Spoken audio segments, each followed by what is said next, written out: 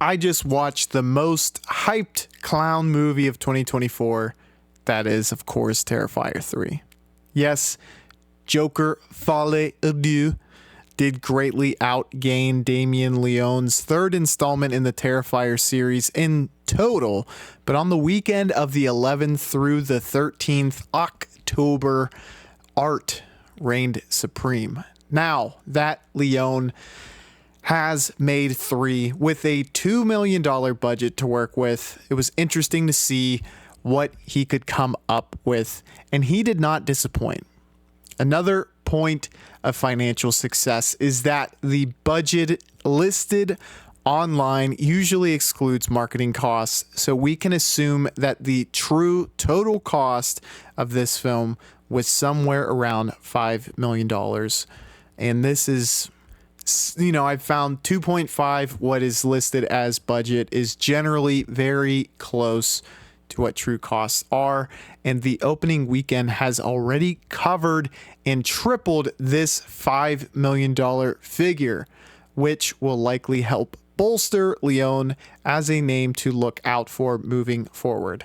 Enough about the financial analysis. Now let's talk about the movie. Before diving into details and spoilers, if you like 1 and 2, this is an absolute must watch and the highest rated film in the series for me. Art the Clown is utterly terrifying, and Leone tries to scale nearly every element up, from the gore to the amount of bodies that pile up. While The Nightmare Before Christmas and Black Christmas, even throw Krampus in there, are well-known and critically acclaimed horror films for the festivities of Christmas, I think we can now throw T3 into the mix. Merry Crisis! And with this new holiday breached, we continue to push boundaries as far as they can go with extreme gore, which is to be expected, but sacrilegious imagery is now on the menu. From following the channel, you know that I am deeply interested in the lore, and we get more in this film in terms of, Sienna's father and Art the Clown, what role he serves, which made for a happy taco. My rating for this film is a 3.5 out of 5. And again, if you don't like gore or slasher films, I don't think this film will be your cup of tea, and feel free to stick in for the spoiler section and just let me explain what happened rather than subject yourself to something you're very much probably not going to like. But if you have seen the film, join me as we dive headfirst into spoiler territory as I go through the breakdown of the entire film, which starts out with a bang as Art annihilates a family just a few days before Christmas. On Wikipedia, it said Christmas Day, but don't think that to be the case. Anywho, the violence of this opening shows right away that we are in for a rocky sleigh ride, friends and foe, as the viscera of the young son is shown and the mother is utterly, brutally dismembered before she is finished off. And the momentum doesn't stop there, as shortly after we see how the headless torso of Art rejoins the head, which we see birthed at the end of Terrifier 2, while Vicky and Art murk Y2J, aka Chris Jericho. From this asylum incident and further scenes with Vicky Hayes, we can now assuredly say she is possessed and by the little pale girl. This was a theory that was kicked around while researching for my art analysis video, and it is cool to see that it is now canon. Again, the violence is just the beginning as Vicky goes on to self-harm herself in a bathtub, and Art rock in a chair as the two become dormant in between the events of the asylum and being awakened, which is shown later in the movies. Now, timeline purposes, the Christmas Eve, or 3 days before Christmas, happens 5 years after the slumber we see after the asylum. So, cutting back to current day, Sienna is clutched by survivor's guilt and staying with her aunt, uncle, and cousin Gabby once released from a hospital stay, which is shown to be, I think, her 6th hospital stay. Clearly dealing with a lot after the events of Terrifier 2. Sienna's brother Jonathan is attending university and seemingly trying to forget his tragic past. We then cut to Art and Vicky's awakening as 2 demolition workers stumble upon them in the building in which they were hibernating. The power of Art and Vicky seems very much linked to Sienna, as they only reawaken upon her return to Miles County. While in Miles County, Sienna hallucinates her friend Brooke as a bloody mess that we see from the outcome of Terrifier 2, with all the accoutrement of what Art had bestowed upon her. This is just another great piece of special effects for this film, and all the kills up to this point were great, but seeing Brooke, who was incapacitated, for lack of a better term, actually be able to communicate with, caved in chest, face, all of that was pretty impressive. Art is on the move and goes to a bar where he kills a bartender, a patron played by Rob Howard's brother Clint, and a Santa Claus impersonator. Here we see Art use a gun once again as a callback to Terrifier 1, and use liquid nitrogen, that is, to freeze and disfigure the Santa impersonator. To gear up for the holiday season, Sienna takes Gabby to the mall to shop, where Sienna believes and indeed does see Art dressed as Santa.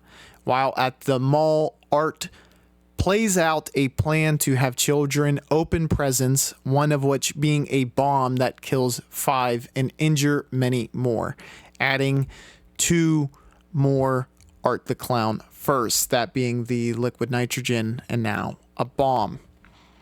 Following this, we have Sienna talk about the existence of Art as a human demon conduit, and her go retrieve the sword used at the end of Terrifier 2. So this sparks the discussion between Jonathan and Sienna. That's the one about this demon theory that she and Jonathan have now, where Jonathan was kind of obsessed with this this crime, then kind of bury it deep down inside, and Sienna now full on believing it now that Art is back in her life. So this feels like a lore dump here, because it does kind of come to fruition, that being Vicky's possession by the little pale girl, and how Art plays a role in all of this. What is interesting is that, obviously Sienna and Jonathan were able to see the little pale girl, who is surprisingly the ringleader of everything and is the one who has true beef with Sienna, because from the sounds of Sienna and Jonathan's plot, Art is merely a serial killer who was evil enough to open a gate to hell, and now works as this kind of, like seeing eye dog for the dead, or for the devils, the demons. Interesting plot, no doubt about it. And it does hearken or lead to the question of, okay, what made Art like this as a human? What is his backstory? Not sure if we'll ever get this, because it might kill the mysticism of him. But I guess, what is the Shaw connection to Art and the little pale girl? Possibly, the Shaw father, I believe it's Michael Shaw, maybe he killed the little pale girl, and that's why they have this connection between the little pale girl, who wants to get back at them and has to use Art to do so. That would be interesting, but I'll let the storytellers go their own way with that. So now we're going to pick back up with after the bombing and the communication between Sienna and John, this cool lore dump. We now see through callbacks the relationship between Sienna and her father, who was requested to make this female character that Sienna went to embody in Terrifier 2. And we get more on this when Sienna goes to sleep, which is going to come up in a little bit. But the father was definitely tipped off as a major lore character in Terrifier 2, and we continue to see that be the case here in Terrifier 3. Once Sienna finds out about the malice at the palace, or the mall, that is, she loses her composure and demands that John be picked up by her uncle. While she is sedated, which the aunt is like, hey, look, take this pill. You're kind of freaking out and you're scaring Gabby, your cousin. I really don't want to take the chill pill. Attaboy. Good. Now, chill. Okay. Art is found on campus looking fresh to death. No doubt about it. He then unveils the scene of the movie, Art that is, at the campus. This is a Terrifier tradition, with there being one really gory, gruesome, over-the-top scene, murder scene in just about every film. Terrifier 1, where the girl was halved, and 2, when Sienna's friend was mutilated in her bedroom beyond belief. In this scene, we get a twofer, as Jonathan's fellow classmates are conserving water by sharing a shower, very considerate of them. But like out of a Hitchcockian nightmare, Art puts an end to this with a chainsaw. Art also pays a bit of homage to Terrifier 1, which was mentioned above, as the man this time is halved, much like the friend was halved in Terrifier 1. We get some genitals shown, which, you know, kudos, I guess. Not sure what to say about that, but yeah, there's some gruesome stuff that happens, you know, when you think of the anatomy of how a man would get halved, something's gonna have to get in the way, especially if you're going vertically, which is the way it happened in 1 and coincidentally enough happens in 3. So Sienna sleeps while this takes place, has a dream about her father completing the art that inspired her costume from the last movie. And when he hands this drawing to Sienna, you know, he has a vision as to seemingly as to the horrors his daughter would have to face through his creation of this character.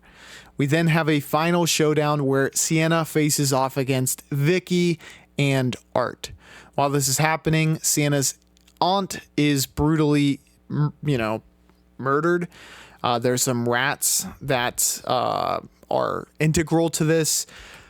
It was creative for sure, but doesn't, in my mind, it does not one-up what occurs in the bathroom or the shower scene.